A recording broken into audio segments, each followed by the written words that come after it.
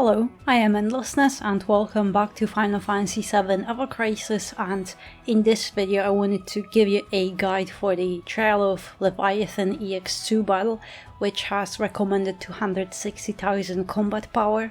Leviathan is weak to lightning, and specifically physical lightning attacks are effective on him, meaning he resists magic to some degree. Also, Leviathan is immune to most stasis, and it'll buff its own magic attack quite frequently, so you should bring something to decrease it. You can also lower its physical defense as well, and you will need both sigils for this battle, so bring a triangle and an X sigil materia. Leviathan doesn't have a counter, so it doesn't matter if it's a physical or magic sigil. You will just need to break a lot of sigils, so having 1 or 2 weapons with sigil boosts will definitely help you. And Leviathan will also buff its lightning resistance, so you definitely need to bring something to decrease it as well. Now, Leviathan has non-charge attacks you should keep in mind. You can always see which one it is above its HP bar. So, Gyro Spume is an AoE attack which will deal some small amount of damage but will decrease magic defense of all allies. And then we have Briny Bellow. It's a single target attack which you should definitely watch out for because it does a lot of damage. I'll be using Cloud, Nanaki and Zack, and my team has 303,000 combat power, and Cloud will be my DPS, Nanaki will be debuffer, and Zack will be healer and support. And my team setup is essentially the same as for EX1 battle, with the difference that I have changed sub-equipment to get stats high enough for this battle. Zack has Christmas outfits and Apocalypse in limit slot because of its fast charge time. Then Twinkling Star in main weapon slot because it has all Cure Materia slots, and secondary weapon slot I have Enhanced Sword for single target heals, and in sub equipment slots I have Centipede, Guard Stick and Halloween weapon. All of them are to increase Zack's heals.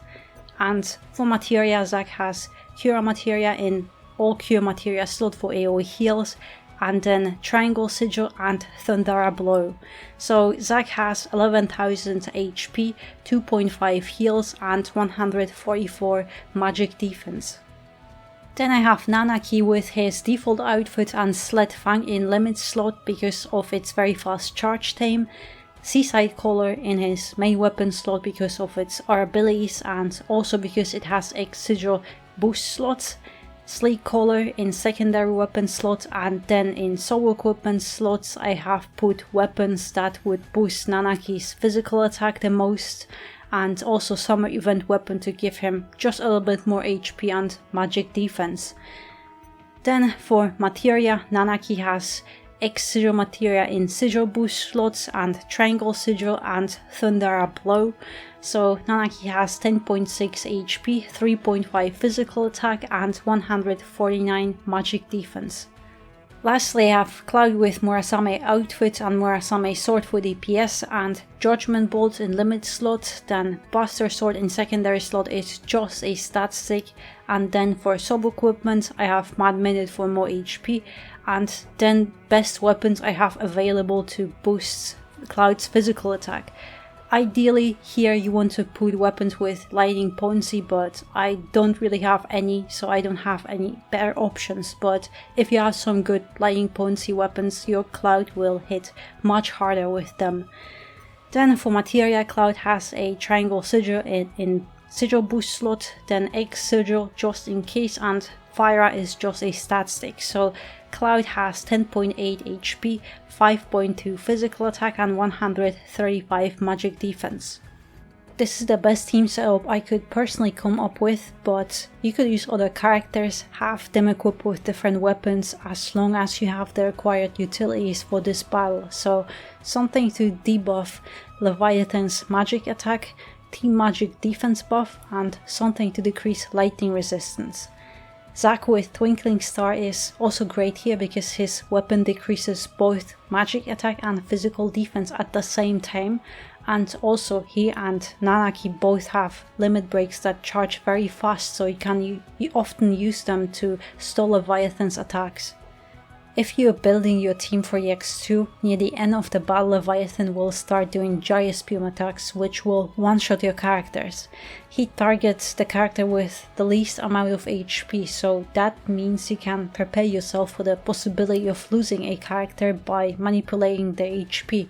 For example, give Nanaki or Zack a little bit less HP to ensure Cloud won't get targeted and you won't lose your main DPS first. If you're having trouble surviving, you could equip weapons with water resistance, for example Ramuh summon weapons.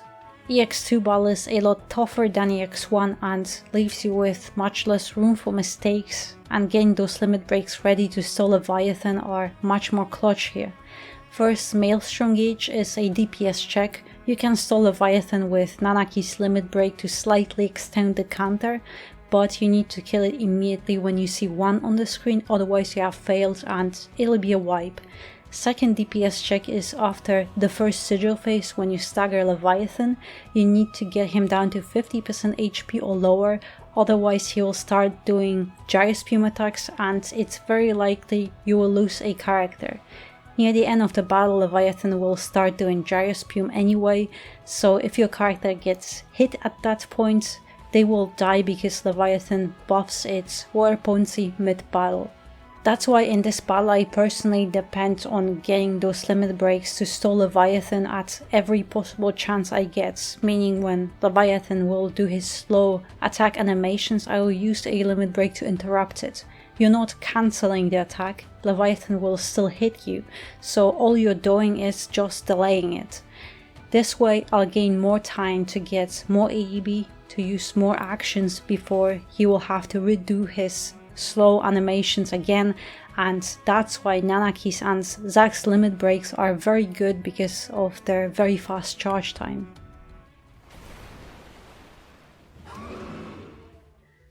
So EX2 starts exactly the same, so you want to nullify lightning resistance and also debuff him, so Power Fang, do your onslaught and wait for those debuffs to apply before you do some DPS here. And then again the same thing, so Power Fang to nullify that lightning resistance and then wait for your stance to fill to max to get the damage boost from it. You have a little bit more time, so try to do some DPS here, but I'll wait to do Mana Ward here because those attacks they start hurting a lot more than on EX1. So here again, this briny bellow, switch to defense on this and immediately do your limit break to nullify this one counter, to extend your time just a little bit, just in case. And then now you have time to recover, and here, yes, I know I have still magic defense debuff applied, but I need to get Nanaki's limit break ready in time, so I don't have too much time to recover here. So one more Power Fang, and here I'll just do Cura just in case. I'll get hit a little bit more here because I am still debuffed, but that's fine, you'll have enough time to recover, just survive this.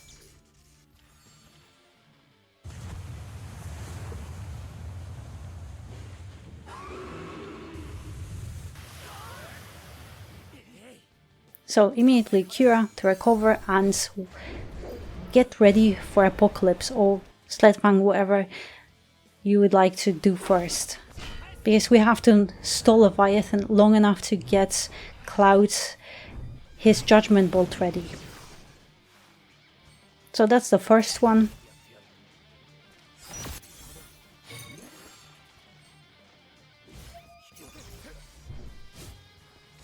And now again, after that one spin, do another limit break to interrupt him and stall it.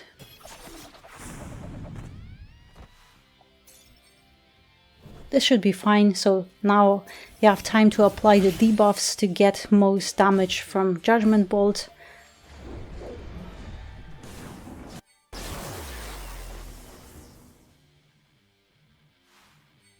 And that's some nice progress already.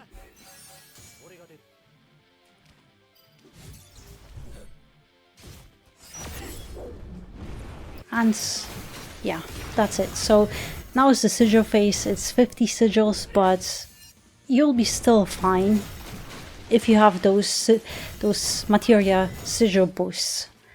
But with Zac, I'll stay on Zac so I can control him and see if I can help with the sigils, or I need to cure someone, or just choose my actions on him.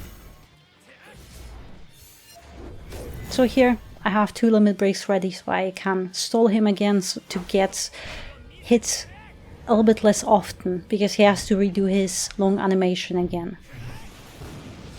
And also Zac will get his limit break again in time, so that's fine.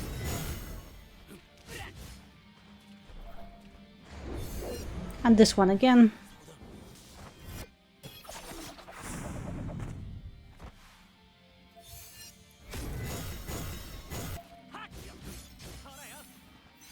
You can always choose if you want to help with the sigils or Cura or whatever other action you'd like to, but Cloud will get the Strangle Sigil done on his own, so I don't feel I need to do it again here.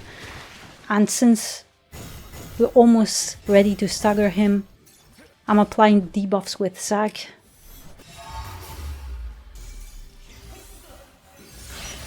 Because here, remember, after this stagger phase is done, Leviathan has to be at 50% HP. So Judgment Bolt ready and get it done. And alright, we passed the DPS check, so we won't get attacked by those one-shots.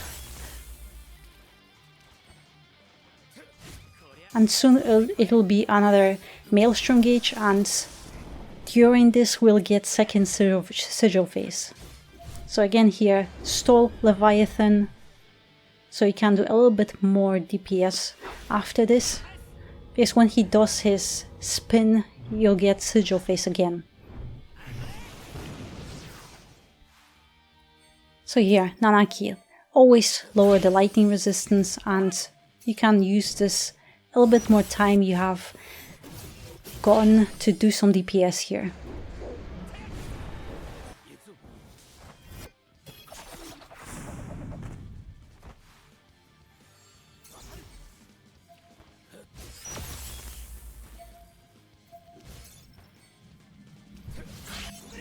And after this it'll be sigil phase again.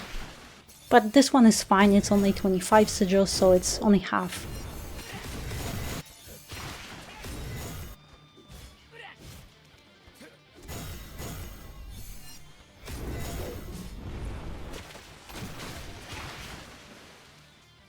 But remember, here you get hit quite a lot more because Leviathan buffs his war potency, so those attacks, they start hurting you a lot more than on the first sigil phase.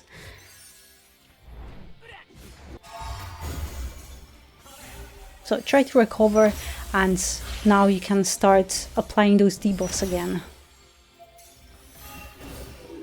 But Judgment Bolt is ready, so I am hoping.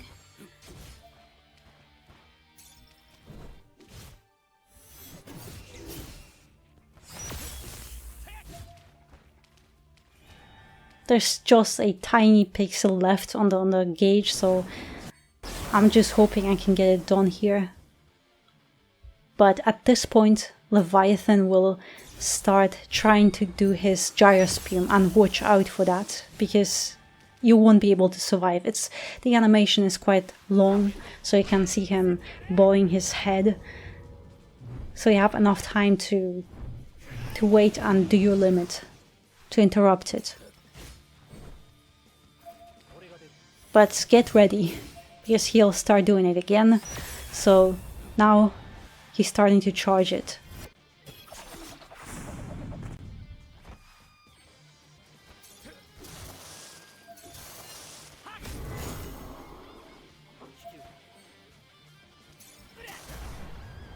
So yeah, that's basically the whole battle, but here, if you don't manage to kill him, if he manages to kill one of your characters, so ideally you would like it to be either Nanaki or Zac, so Cloud, to ensure that Cloud survives and finishes him off. But even if you get hit one character dies, you still have enough time. Even if 2 of your characters die, then he'll start charging his final tidal wave. So you still have enough time, even if one of your characters is alive, because he will leave one of them alive, you still have some time to finish him off before he finishes charging his final attack. But yeah, that's essentially the whole battle. It requires a lot of character management, ADB management, and especially those limit break stalls, but yeah, that's basically the whole thing. So I hope you found this guide helpful, and thank you very much for watching, and I hope to see you next one.